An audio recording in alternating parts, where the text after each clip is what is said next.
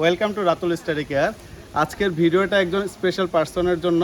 আজকে আমরা জানি এপ্রিল মাসের 23 তারিখ, এই 23শে এপ্রিল 1564 সালে পৃথিবীর ইতিহাসে একজন গ্রেটেস্ট ম্যানের জন্ম হয়, যাকে আমরা বলি হচ্ছে ইংরেজি সাহিত্যের গুরু। সে হচ্ছে আমাদের উইলিয়াম শেক্সপিয়ার।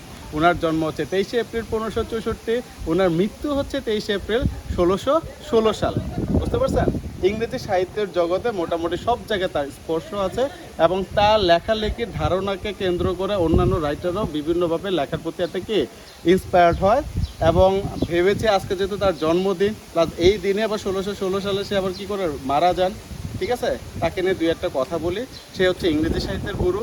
সে তার জীবনে 37টা নাটক লেখেন, 154টা সনেট লেখেন, 3টা ন্যারেটিভ পোয়েম লেখেন, 2টা এপিতাফ লেখেন এবং আরও অনেক কিছু লেখেন।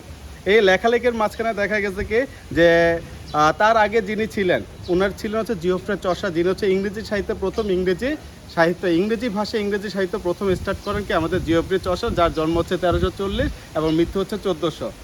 এখন দেখা গেছে এই জিওফ্রে চসার হচ্ছে আমাদের কি ইংল্যান্ডের প্রথম ন্যাশনাল পয়েট। ঠিক আছে, ইংল্যান্ডের এই যাবৎকাল হচ্ছে দুইজন ন্যাশনাল পয়েট, একজন হচ্ছে জিওফ্রে চসার আর একজন হচ্ছে আমাদের বড় ভাই কে উইলিয়াম শেক্সপিয়ার। উনি হচ্ছে ন্যাশনাল পয়েট ইন ইংল্যান্ড, উনি হচ্ছে ইংল্যান্ডের জাতীয় কবি।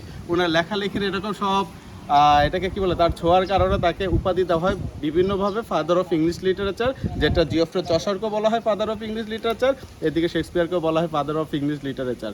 শেক্সপিয়ারের জন্ম হচ্ছে ইংল্যান্ডের স্ট্রেটফোর্ড আপর অ্যাবট নামক একটা মফস্বল একটা গ্রামে। ওনার বাবার নাম ছিল জন শেক্সপিয়ার, মায়ের নাম ছিল মেরি আর্ডেন। মেরি আর্ডেনের বাসায় কিন্তু আবার ওনার বাবা কী করতেন, ভাড়া থাকতেন। এক সুবাদে তাদের ভিতরে চোখের দেখা, আশেপাশে দেখা দেখিতে তাদের মধ্যে কিন্তু একটু বিয়ে শাদী হয়ে যায়। যাই হোক, এই ঘরে হচ্ছে 8জন সন্তানের জন্ম, তার মধ্যে হচ্ছে 3 নম্বর সন্তানই হচ্ছে আমাদের বড় ভাই কে উইলিয়াম শেক্সপিয়ার।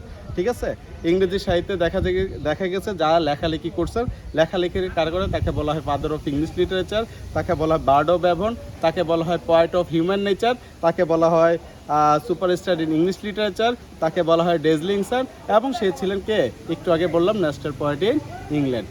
এরপরে তার বিখ্যাত যত নাটকগুলি আছে তার মধ্যে জগৎ বিখ্যাত যে নাটকটা সবার মুখে মুখে আছে সেটা কি হ্যামলেট নামের নাটকটা, যেটা ডেনমার্কের প্লটটা ছিল ডেনমার্কের, সুন্দর একটা রিভেঞ্জ ট্র্যাজেডি একটা নাটক। এরপরে আমরা জানি মার্চেন্ট অফ ভেনিস থেকে শুরু করে অ্যাজ ইউ লাইক ইট থেকে শুরু করে, তারপর মিডসামার নাইটস ড্রিম থেকে শুরু করে সব সুন্দর সুন্দর নাটকের জনককে আমাদের উইলিয়াম শেক্সপিয়ার। ঠিক আছে, আজকে তার জন্মদিন, হ্যাপি বার্থডে উইলিয়াম শেক্সপিয়ার। আজকে এই পর্যন্ত রাখলাম, আশা করি মোটামুটি তার ব্যাপারে একটু জানাতে পেরেছি। Thank you so much, happy learning.